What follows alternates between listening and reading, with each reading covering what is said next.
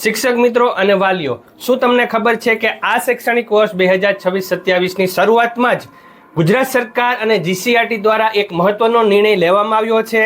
હા, એક એવો પરિપત્ર જાહેર થયો છે જે અંતર્ગત ધોરણ 3 થી 8ના બાળકો માટે પ્રથમ મહિનામાં એટલે કે જૂન મહિનામાં કંઈક એવું કરવાનું છે જે અત્યાર સુધી ક્યારેય આટલી કડકાઈથી નથી થયું. જો તમે શિક્ષક છો, ડાયટ વ્યાખ્યાતા છો કે વાલી છો તો આ વિડીયો સ્કીપ કરવાની ભૂલ ન કરતા, કેમ કે આ વિડીયોમાં છુપાયેલું છે બાળકોનું એક મોટું રહસ્ય. આખરે એવું તો એ શું છે આ પરિપત્રમાં?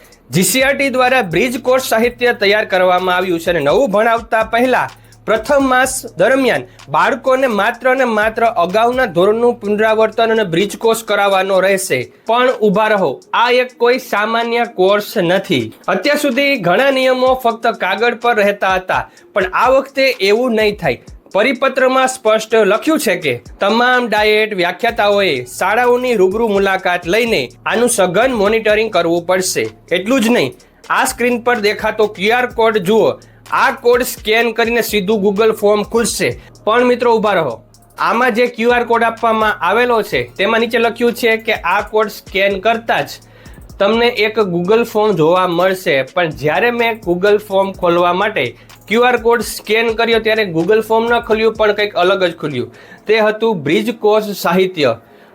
દરેક ધોરણનું ગુજરાતી, ગણિત વિષયોનું બ્રિજ કોર્સ સાહિત્ય અહીંયા તમને જોવા મળતું હશે. તો મિત્રો આ પ્રમાણે તમે જે QR કોડ સ્કેન કરીને પણ ખોલી શકો છો, અથવા તો નીચે હું એક લિંક આપી દઈશ.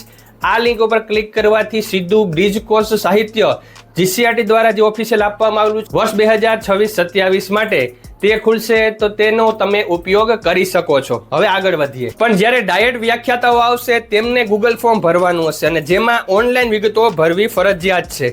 એટલે કે ડાયેટ વ્યાખ્યાતાએ કઈ શાળામાં કેવું કામ થાય છે તેનો સીધો રિપોર્ટ ગાંધીનગર પહોંચાડશે અને શિક્ષકોને 10 જૂનના રોજ બાયસેગના માધ્યમથી ઓનલાઈન માર્ગદર્શન પણ આપી દેવાયું છે.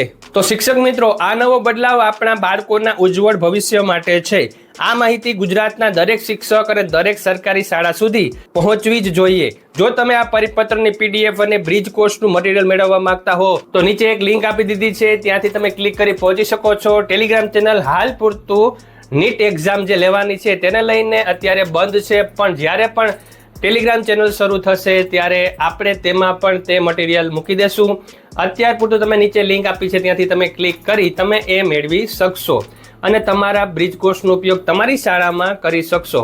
તો મિત્રો, આજનો વિડીયો હતો એ આ અપડેટને લઈને હતો. દરેક શિક્ષક મિત્રો સુધી આ માહિતી જરૂર પહોંચાડજો. Thank you very much. જય શ્રી કૃષ્ણ.